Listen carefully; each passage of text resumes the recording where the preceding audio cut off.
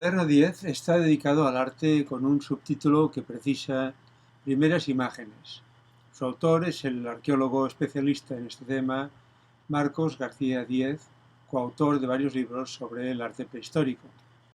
Marcos empieza, como no podría ser de otra forma, dando su definición de arte. Un objetivo muy escurridizo, pues, como dice, esta sola cuestión podría provocar, y ha provocado de hecho, cientos de páginas.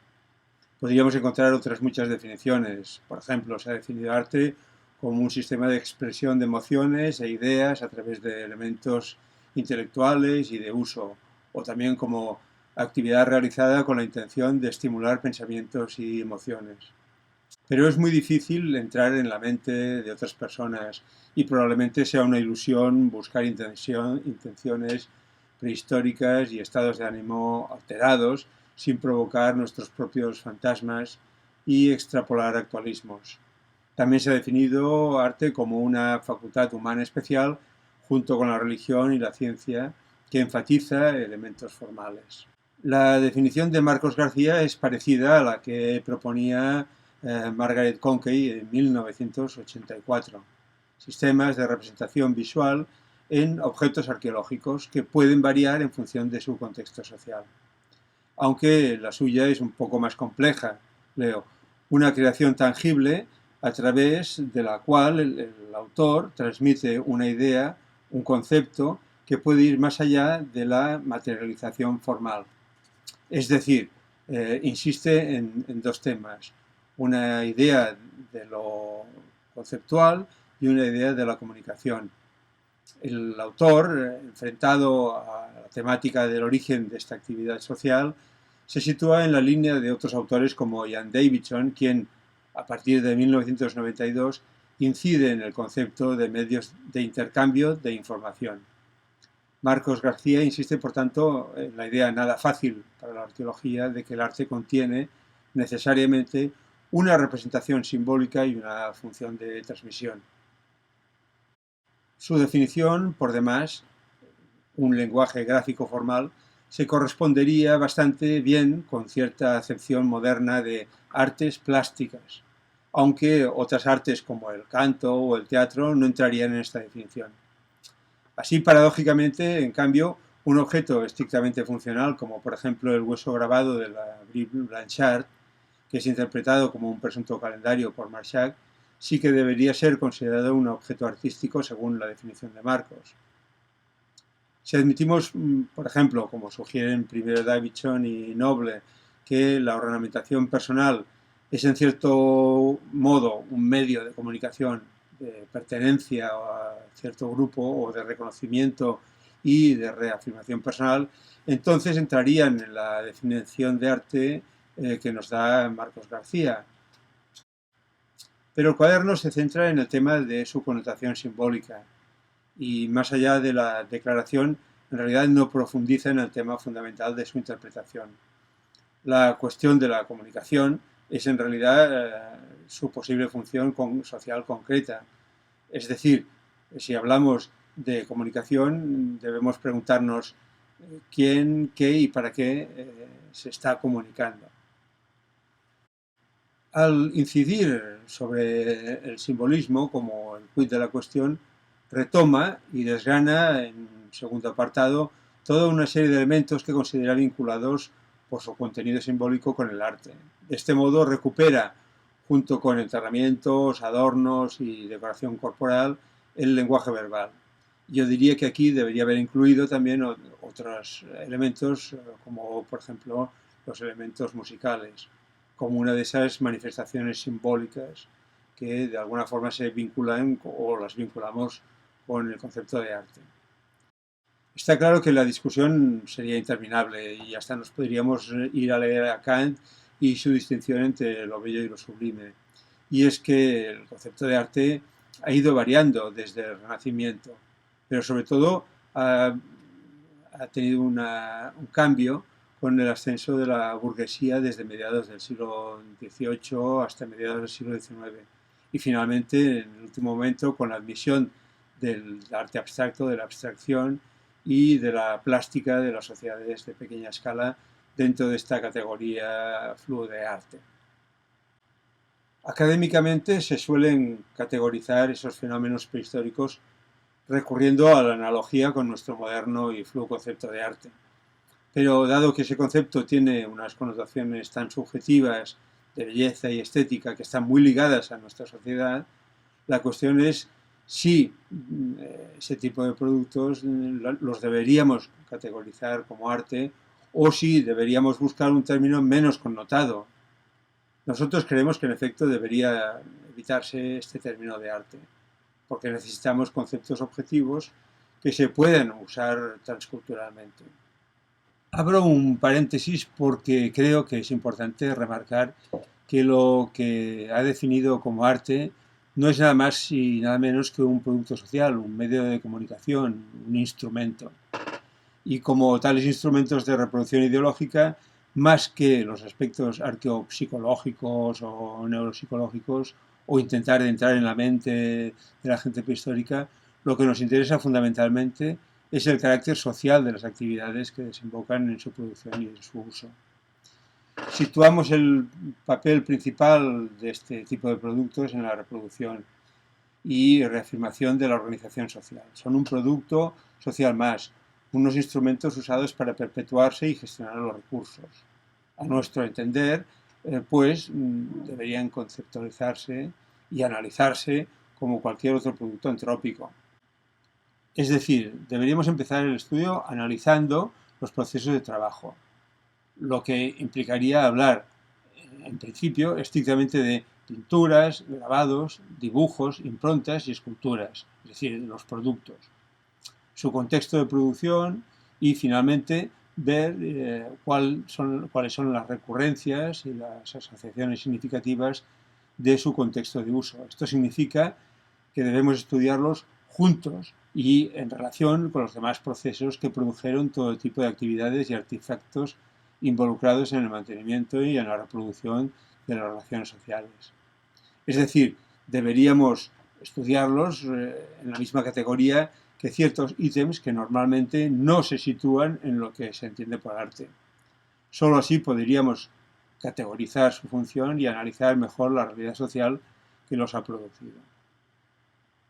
Este enfoque alternativo es posible, como intentamos demostrar en un estudio que publicamos hace ya unos años, aunque puede ser un objetivo no fácil de alcanzar aún debido a la larga tradición de estudiar las producciones ideológicas, reproductivas y de mantenimiento separadas de las demás producciones.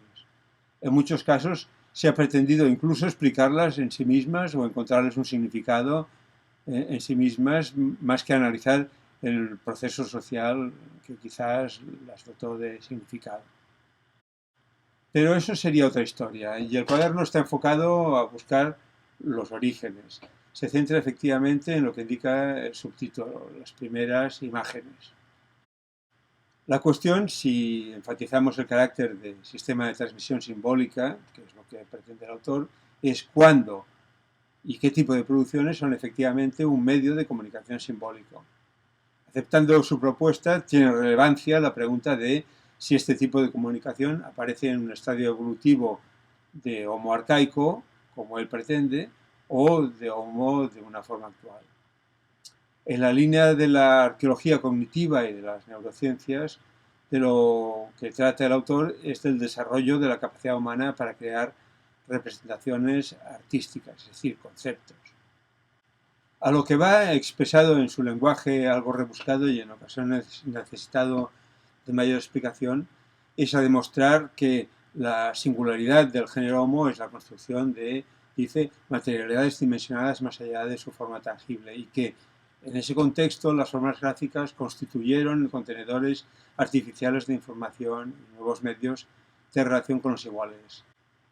O que, y leo, en este contexto el primate humano desarrolla nuevas capacidades de planificación y conciencia vinculadas a habilidades cognitivas, que en su forma más compleja implican, entre otras, racionalización, abstracción, reflexión, intelección, creación, estructuración y jerarquización, que en algunos casos también están documentadas en primates no humanos. Está bien, como hace Marcos García, interrogarse sobre la exclusividad de la especie humana en desarrollar este tipo de actividad. Ya sabemos que la etología que trabaja a chimpancés ha incidido en su capacidad estética, aunque naturalmente es difícil de vincular sus obras pictóricas a su, por otro lado, bien demostrada capacidad de abstracción. Al plantearse el origen de lo que él considera arte, deja de lado acertadamente el eurocentrismo histórico, aunque el énfasis de los estudios realizados hasta ahora en el viejo continente hacen que el tratamiento de este tipo de artefactos en otros continentes aparezca en el cuaderno como un aspecto secundario. Uno de los principales temas del cuaderno es su incidencia en la discusión de si neandertales hacían arte o si esta actividad está restringida a lo que denomina la especie humana moderna.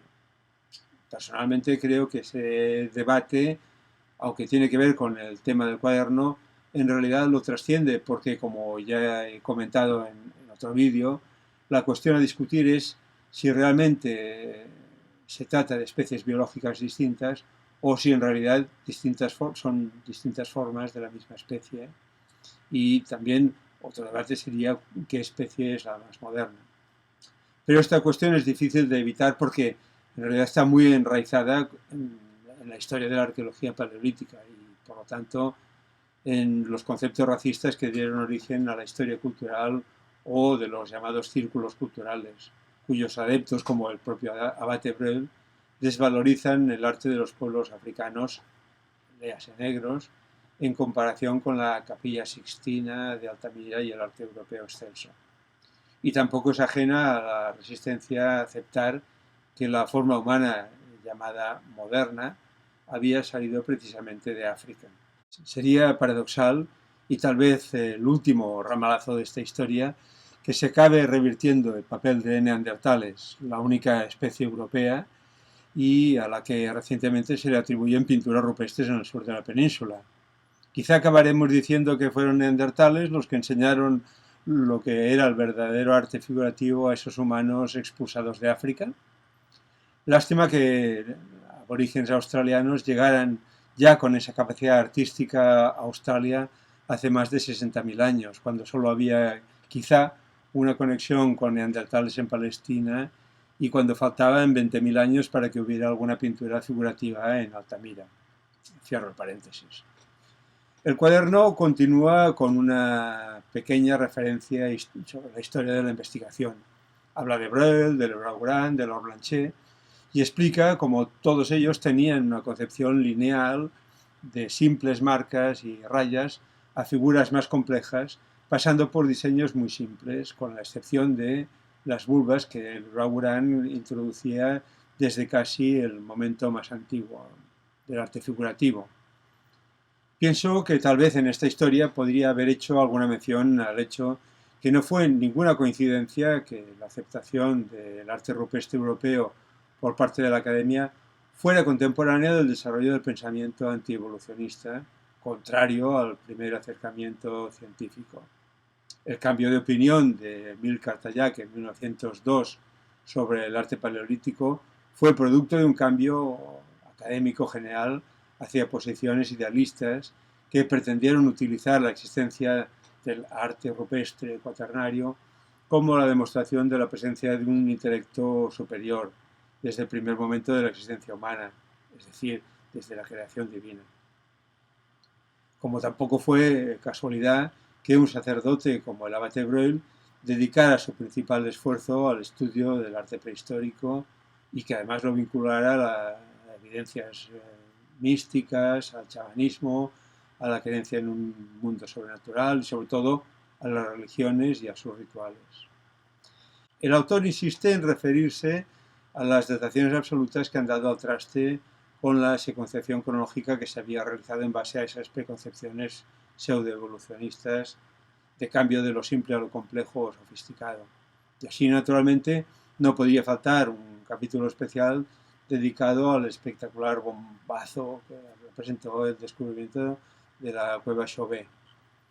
La insospechada antigüedad de unas pinturas tan finas dinamitó los esquemas clásicos mencionados. Fue un shock paralelo al que significó también el hallazgo del cráneo neandertal de Saint-Césaire en un contexto que se había atribuido clásicamente al Paleolítico superior. Abro otro paréntesis para comentar que la separación entre arte rupestre y arte mobiliar se basaba precisamente en un concepto según el cual el arte de dos dimensiones comportaba una mayor capacidad de abstracción y por tanto debía ser más refinado y posterior a la escultura. Esta separación contribuyó a la renuencia en aceptar las dataciones tan antiguas para esas refinadas pinturas de esa cueva del sur de Francia. Las pinturas de Chauvet en realidad no tendrían tanto de extraordinarias si se relacionaban con las fantásticas esculturas del Paleolítico superior antiguo del sur de Alemania. Y aquí cierro el paréntesis. En el interesante capítulo sobre la emergencia del arte en Europa, Marcos García hace inventario de los hallazgos de marcas, puntos y manos anteriores a los 43.000 años y que, dada la hipótesis del último refugio neandertal vigente hoy en la academia, los vincula a la forma humana neandertal, incluso con alguna posible excepción que atribuye a su antepasada Homo heidelbergensis, en el caso de los huesos grabados de Wilsingsleben. Aquí abro de nuevo otro paréntesis sobre la precariedad de ese debate acerca de la atribución o no de ciertas pinturas a la forma humana moderna o alternativamente a la forma neandertal. Aunque voy a conceder el beneficio de la duda a neandertales, puesto que para mí somos en efecto la misma especie, creo que es bastante osado pensar que durante 80.000 años la forma humana neandertal y la forma humana moderna tropical actual se han estado saludando de un lado al otro desde Gibraltar sin atreverse a pasar nunca. Y recordemos que humanos al otro lado del mundo sí pasaron un estrecho mucho más grande hace más de 65.000 años hasta llegar a Australia. Tal vez un hallazgo como el de Saint-Césaire, pero a la inversa, es decir, un cráneo del tipo actual en un contexto europeo de hace 60.000 años, se cargue el modelo vigente del último refugio de la península ibérica para neandertales. Creo que aunque los representantes de Homo sapiens de la forma esbelta no estén todavía directamente documentados hasta después de hace 30.000 años en la península, ello puede ser simplemente una ausencia de evidencia más que una evidencia de ausencia y podría tener muchas explicaciones alternativas. Una fase de exploración con pocos individuos, un sistema de tratamiento del cadáver incompatible con su preservación arqueológica, etc. Cierro paréntesis. Sigue el cuaderno tratando las manifestaciones artísticas más antiguas en el resto del planeta, postulando que hay evidencias de simbolismo gráfico formal vinculado al desarrollo de capacidades cognitivas y la construcción de representaciones visuales que serían compartidas en el ámbito de un grupo humano con el fin de transmitir información. Bueno, con este párrafo quiere decir que supone que rayas y huevos de avestruz pintados con puntos contienen una información simbólica que es compartida por individuos del mismo grupo humano. En su visión diacrónica ordena cronológicamente primero las marcas paralelas o en combinaciones geométricas desde hace 500.000 años y en Asia y las vincula a homínidos arcaicos. Menciona como caso aparte las posibles protoesculturas de Tantan y Berechat Ram. Yo digo que curiosamente ambas se hallaron cerca de los dos extremos del Mediterráneo, justo en las zonas donde podía haber habido un contacto de poblaciones europeas y africanas. En sus palabras, estas demostrarían las capacidades cognitivas de humanos anatómicamente no modernos capaces de percibir el entorno figurado y plasmarlo sumaria y gráficamente a partir de gestos técnicos que implican abstracción de la realidad, transformación mental de la misma y redimensionamiento de la naturaleza. Las manifestaciones artísticas, según él, se multiplican hace 100.000 años y ya asociadas a humanos anatómicamente modernos. Pero para él es pronto para emprender una explicación global sobre la emergencia del desarrollo del simbolismo mediático. Los símbolos están integrados en espacios subterráneos que constituyen verdaderos discos duros en los que los media y la información se proyectan en el tiempo posterior. Asocia a la forma humana moderna, es decir, a la forma actual, una nueva dimensión hasta ahora no conocida. Dice, socializándose el arte en mayor grado en diferentes territorios del planeta, acentuándose los regionalismos y apareciendo de manera destacada las formas figurativas animales y una diversidad de estructuras lineales y geométricas. Acaba el cuaderno prácticamente con una interesante reflexión. Yo diría que taxonómica, antropobiológica, más que desde el punto de vista artístico, de capacidad simbólica, sobre a qué deberíamos llamar Homo sapiens, ya que, según él y según la acepción de Linneo, son las capacidades cognitivas las que definen a Homo sapiens, y estas las compartimos con humanos de formas arcaicas.